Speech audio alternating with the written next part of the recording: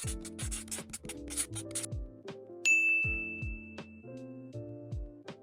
guys, it's Cham. Welcome back to my channel. For today's video, isasama ko kayo ngayon sa Gilmore.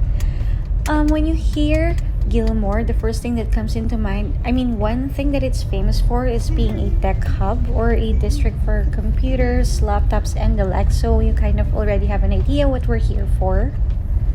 But before I get further into that, currently we have been circling this area for quite some time now because that's the problem with this place, is that it doesn't have parking at all for guests. The parking is very limited.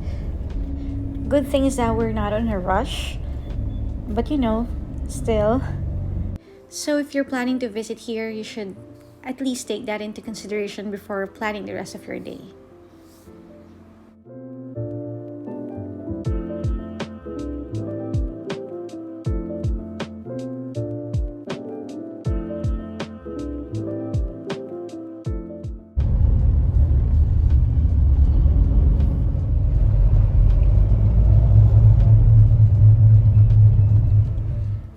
By the way, there's actually a mall na very near lang naman sa Gilmore. I can say that it's pretty walkable naman, about half kilometers I would say from here going sa IT center ng Gilmore.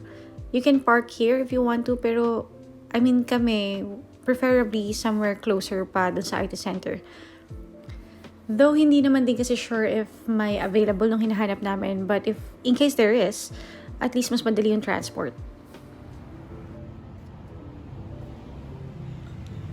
Finally, nakapag-park na kami, and the distance is not bad at all. I'm fine walking from here. As you can see, I'm glad that Gilmore is livelier now compared to the past few months dahil sa quarantine and all that. At least, yung business here is still dahan-dahan na paunti-unti na silang nakakabangon. The last time I was here was nagbi-build kami ng PC. Pero ngayon, we only have two things that we're looking for, a CPU and a GPU. So first destination of course is PC Hub. So pag dito kami hindi mawawala, ang bibisitahin namin is ito, PC Hub muna. So ito yung maging reference natin ng price. So if may available dito na kami kukuha, pero if not, then mag-iikot talaga tayo today.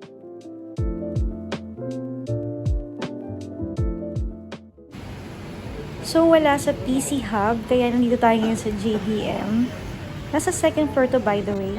Madali naman itong hanapin since dito siya sa corner. Dito tayo mag-i-inquire. Sa ngayon, mag-canvas muna tayo dahil meron sa JDM available, kaso kailangan mo siyang bilhin ng bundle.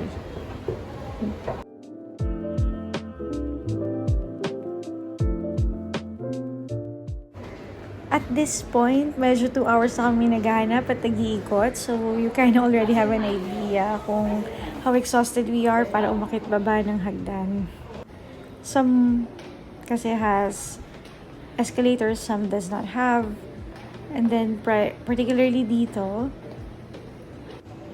there's a silver lining kasi some stores already have yung hinahanap namin. Kaso, we're dealing with, ang available lang is if we can get it if we buy it in bundle. Kapag sinabi kasing bundle is like a package, kasama na dun yung monitor, the system unit, yung power supply, and all that. This will probably be yung determining na store, itong Asher Peak, kasi if after nito, we will be deciding na kung saan kami kukuha. So far kasi JDM has the best offer.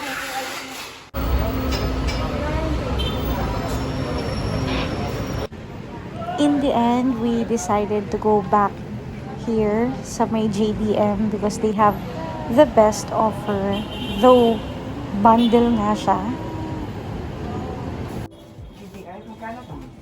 Ito mas mura-mura kaysa Logitech.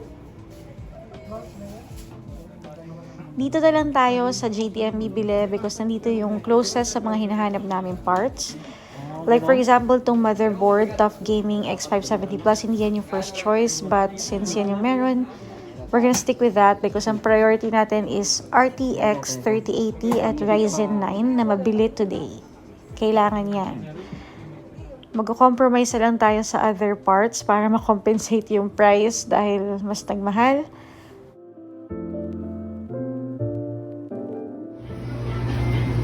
Habang binubuo yung PC doon, kain muna tayo dito because nalampasan na tayo. Just take yung toppers with gravy and Coke for a little sugar. Cute lang na Coke. Time check and medyo madilim na sa labas. Yung mga staff, nakikita ko na silang isa-isa nag-uuwian, nagpapack up na. Actually, konti na lang kaming customers dito sa store. Pero malapit naman na matapos yung binubuong PC. So, later on, we're gonna test that. And have I mentioned before na this is bundle, no? Dito sa JDM. Kaya kailangan nating mamili ng monitor kahit anong mangyari para makuha natin yung the rest ng requirement. So, ang napili ko is itong 24-inch curved gaming monitor from Envision. Okay naman din tong monitor na to. I like it. So, nagkaroon pa ako ng bago.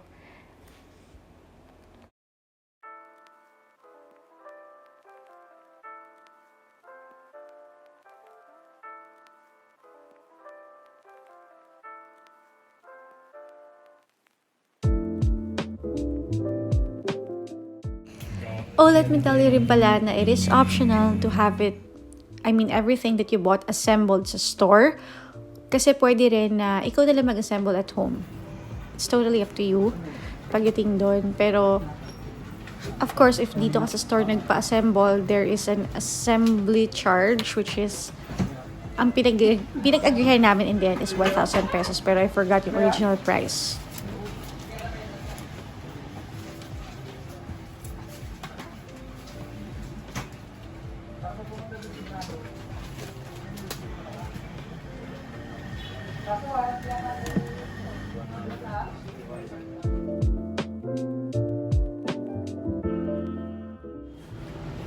Okay, now that's done.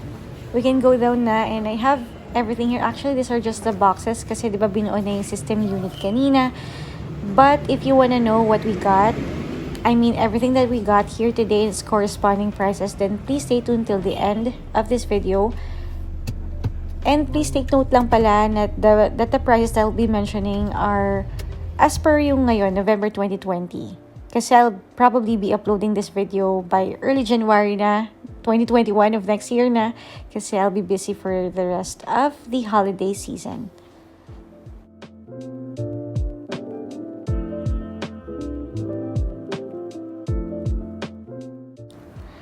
Welcome back sa part 2 ng ating PC vlog.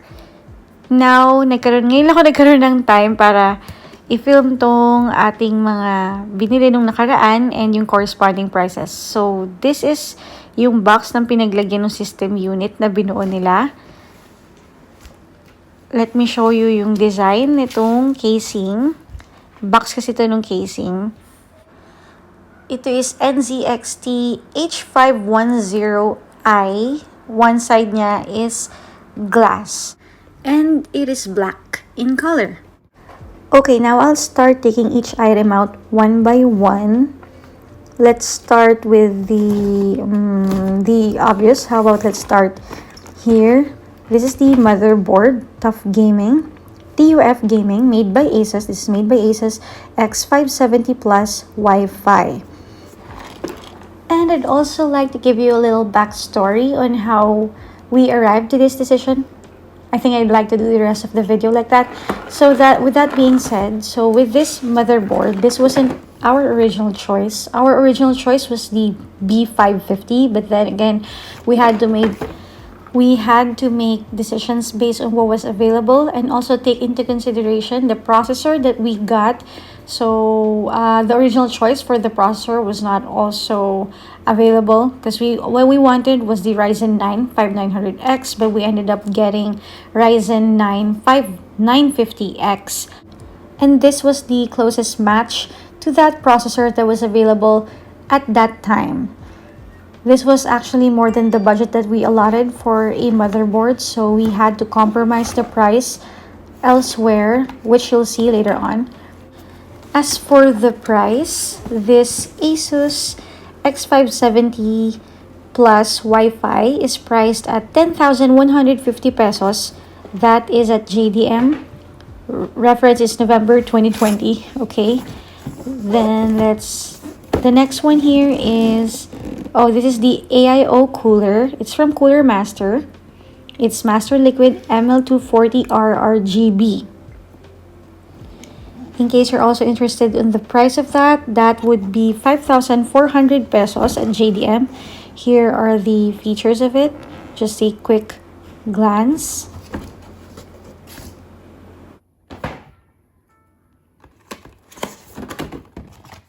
Then we have here a fan. This is the master fan, also from Cooler Master, SF120R ARGB.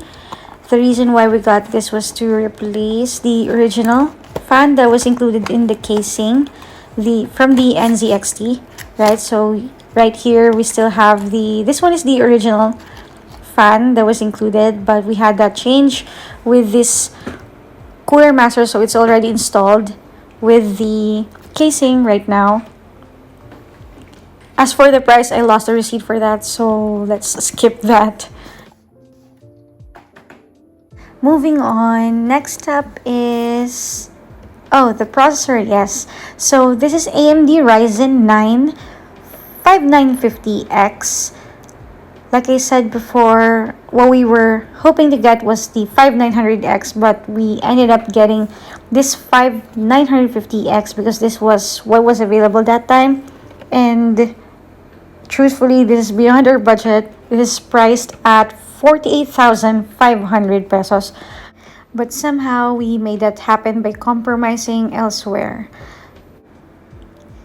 Then what we have here, we also have, this is the M2 SSD from XPG brand, the SX8 200 Pro. It's 512 gig. And the price is, wait, let me look at the receipt. It's 4,350 pesos at JDM.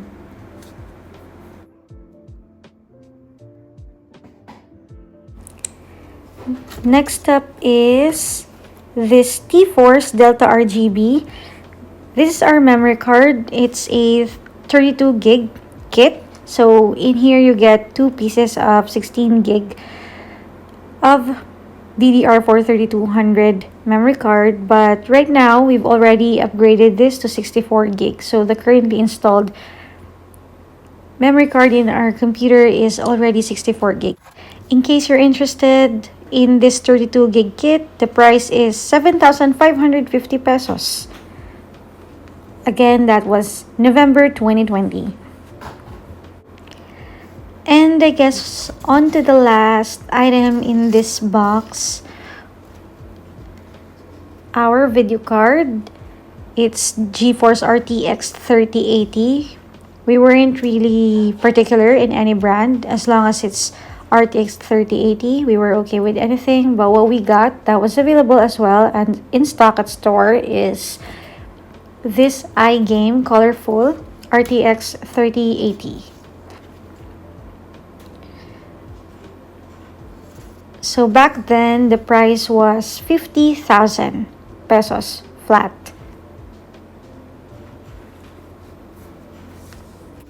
That's that. So other items that weren't mentioned because I wasn't able to get the box for the PSU. That is also from Cooler Master, 850 watts. That was 6,100 pesos at JDM. And also the assembly charge, which was 1,000 pesos. Other than that, oh, the price of the casing unit that came with it, the NZXT H510i black, that was 6,150 pesos, this NZXT. And for the last item, this is the Envision 24-inch curved gaming monitor. This was priced at 5,400 pesos.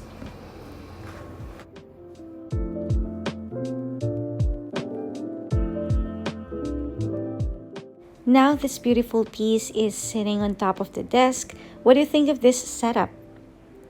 Let me know your thoughts in the comments down below, and if you haven't subscribed to this channel, don't forget to hit the subscribe button and give this video a thumbs up. Also, let me know if you want me to do a desktop tour, because I would love to do that for you guys. That's all for today's video. See you around. Thanks for watching.